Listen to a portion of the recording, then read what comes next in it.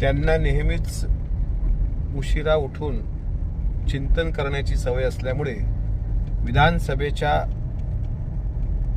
स्वतःच्याच घरातील दारुण पराभवानंतरच्या 1.5 महिन्याच्या कालावधीनंतर आज राष्ट्रवादीच्या 42 जागा कशा आल्या हा शॉक त्यांना 1.5 महिन्यानंतर बसलाय।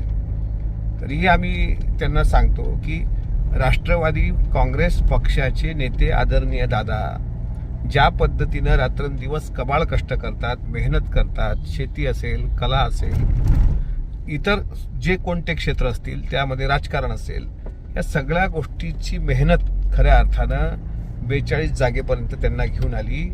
मात्र आपल्या सुपुत्रांचा दारुण पराभव का झाला आणि आपल्या जागा का निवडून आल्या नाहीत यावर त्यांनी भाष्य करावं आणि त्याकरता अजितदादांसारखं पहाटे 5 वाजतापासून मला असं वाटतं त्यांनी कामाला लागलं पाहिजे।